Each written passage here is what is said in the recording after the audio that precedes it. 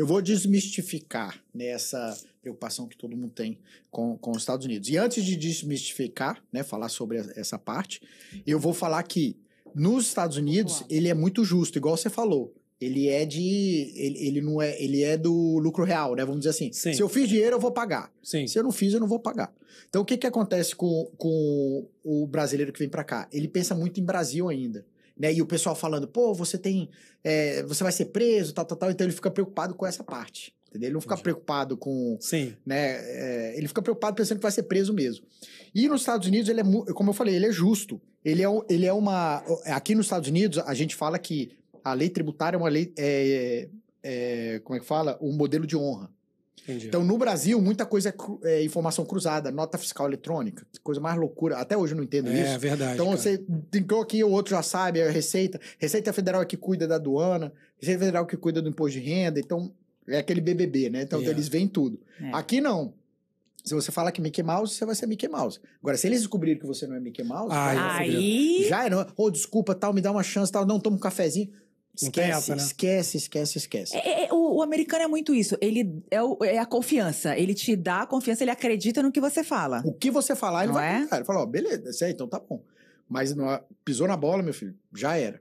Isso é uma coisa muito interessante, né? Em tudo, né, cara? Desde a hora que a gente chega no país, eles acreditam no que a gente fala. Exatamente. Mas se tu mentir, descobrir que você mentiu... Aí eles vão até o osso. E tem, pra gente, a gente acha até às vezes ridículo, né? Mas quando você passa pelo Green Card ou pela cidadania, as perguntas que eles fazem pra você lá, se dá vontade de rir. Você fala, pô, assim, primeiro que você vai perguntar, eu dei tanto documento, será que ele não viu ali a foto da minha família, ele não viu, será que ele não chegou no Instagram e viu como é que é a minha vida? Será que ele não ia ver se eu tivesse sido preso e tal? E eles fazem a pergunta, quando a gente falou da brecha, né? Uhum. Porque aí se teve alguma coisa, deixou, pelo menos falou, mentiu.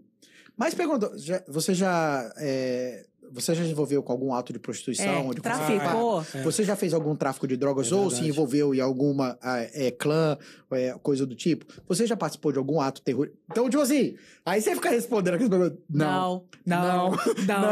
Você pretende fazer algum ato Mas aí eu penso assim, gente, será que algum indivíduo alguma vez... Falou, será? Pretendo, no dia 9 de setembro... Eu vou matar... Pelo amor de Deus. Pra mim era o contrário, cara. Quando eu ouvia aquelas perguntas, eu tinha medo de uma hora vir uma pegadinha. Tem um tal hora que é pra você dizer sim e eu falar não também. Você gosta dos Estados Unidos? Não. Eu também. Mas é uma coisa louca, eles são treinados pra isso. Sim. Então, na parte tributária, a mesma coisa. Falando de confiança, né, que a gente falou antes, é o que a gente falou. Eles dão o benefit of the doubt, que a gente chama aqui em inglês. Então, eles deixam você declarar, falar o que você quer. Algumas coisas cruzam, mas nem tudo cruza. Né? A maioria não cruza. É o que você declarar, tá certo. Mas eu acho que o que a pessoa tem que entender sobre a tributação americana é que ela é muito justa. Isso que eu quero que o pessoal lembre disso. Ela é muito justa e tem muita...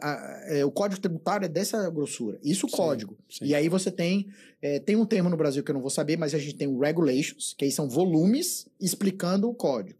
Aí desses volumes, aí você tem outros tipos de primary evidence, que a gente chama. Aí você tem court cases, né, que seriam o que vai pra corte, e aí tem uma decisão judicial, funciona pra tudo. Por exemplo, casamento gay. Não era algo federal. Então, na Califórnia, quando foi permitido, o imposto de renda estadual, você podia colocar que você era casal. Casal declarando conjunto. Entendi. Mas federal você não podia, porque não era uma lei federal. Quando passou a lei federal, eu lembro até hoje, quando passou, a gente pôde fazer retroativo. Porque foi um Supreme Court case, né? Como se fosse o Supremo do Brasil. Então aí e por aqui você prescrever de 3 em 3 anos, a gente pôde fazer um retroativo de 3 anos para aqueles casais homossexuais e declarar em conjunto. Então tem essas coisas da lei americana que permite, igual eu falei, eles são justos. Mas se você não faz correto, né, você pode perder muita oportunidade. Então tem gente que faz errado, sabendo que está fazendo errado e chamando atenção e pode dar um problemão.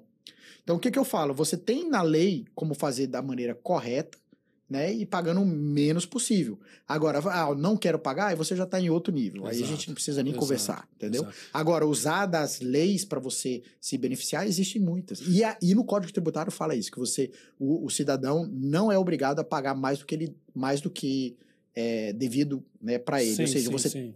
ele libera para que você faça suas estratégias tributárias para pagar o menos possível. Entendi. Dentro do código. Então, hoje, por sinal, foi hoje mais cedo, eu recebi de quem está fazendo a minha contabilidade atualmente, os tax returns da empresa e o meu pessoal, tudo para dar uma olhada. E é interessante que eu falo, cara, no Brasil eu fui empresário desde 94 no Brasil até 2013 eu estava no Brasil como empresário.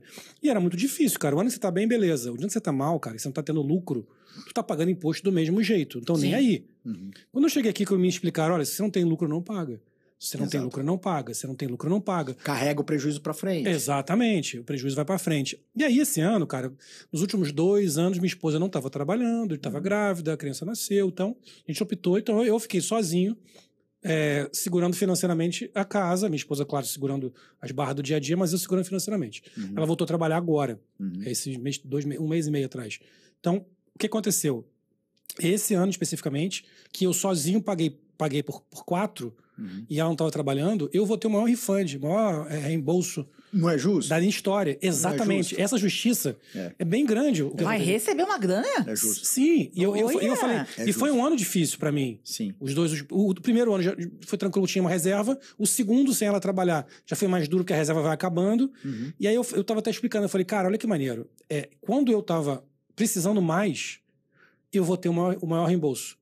A hora que eu mais precisava receber esse dinheiro, eu vou receber. Sim. E se tudo der certo, com ela trabalhando, começou a trabalhar agora e tá indo bem, ano que vem nós vamos pagar. É isso aí. E é nessa isso hora que a gente mesmo. tem que lembrar da justiça.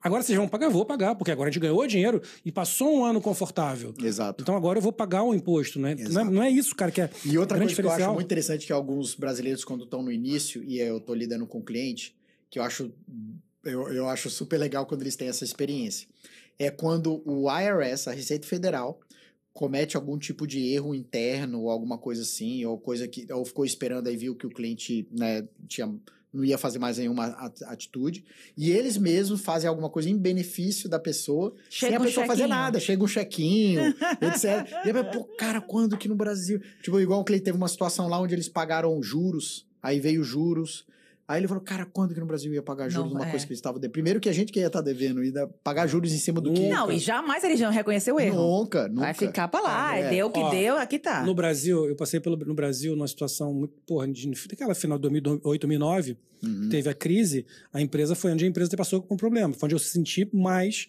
o problema. E a gente começou, numa época lá, tu não podia deixar de pagar o banco, que o banco vinha te rasgando. Sim. Pagar funcionário tem que pagar, senão, Sim. primeiro que é Parte justo. trabalhista era ridículo. Eu acho que ideia, não sei, né? E aí, obviamente, o que a gente optou por não pagar? Nós, minha empresa e 200 outras. O Brasil todo mês tem que pagar aqui outra coisa, né? Só paga imposto no final. Uma vez só. Sim. Não fica pagando todo mês aquela banda de coisa. E a gente não começou. Teve que segurar um pouco, não conseguia pagar os impostos, foi segurando. Agora vamos começar a pagar os impostos, depois que tudo se ajustou. Cara, o que tinha de cobrança errada do governo. Muita coisa. Era muita coisa, né? Cara, é papo de muito dinheiro. Uhum. Aí você imagina se você não tá... E aquilo é feito pra te enrolar. É feito pra ser difícil. É feito Porque pra ser se você impossível. estiver preocupado com alguma outra coisa, você tá, né, ocupado também, você deixa passar. E aí você acaba pagando, dependendo, né, se você vê... Porque quando afeta o seu budget muito alto, aí você não paga, aí você vai procurar. Mas às vezes quando é uma porcentagem muito pequena do seu budget, você vai pagando, quando você vai ver, era coisa que você nem via. Nem via. E coisa que nem pagou e que eles sentia. dizem que não foi pago, aí você tem que puxar tudo que tá guardado. Cara, é uma coisa, era uma coisa que me apavorava muito. Sim. Por isso que assim, cara, quando você aparece, por exemplo, como um cara que fala português, um brasileiro, Sim, sim. e que entende desse negócio pra caramba, que é um CPA... Você falou um ponto aí, cara, que é crucial na minha carreira aqui, que foi o português. Então, o brasileiro, por mais que ele possa até falar inglês, ele procura, para a pessoa ter um pouco de entendimento do Brasil, falar o português, entender a cultura, e são coisas pequenas, mas faz muita diferença. Sim. Eu estou lidando com uma empresa multinacional que, por causa de um cliente, vieram vários outros expatriados. Então, é uma multinacional que mandou funcionários do Brasil aqui para os Estados Unidos, para cá. Por causa de um, começou a vir um bando, e tinha 40 ali, nesse grupinho, né, de WhatsApp, só dessa empresa multinacional. Um foi falando, falou, cara, eles querem a parte cultural influencia muito. Então, o que eles precisam? Se fosse só o cultural, você tá meio caminho andado.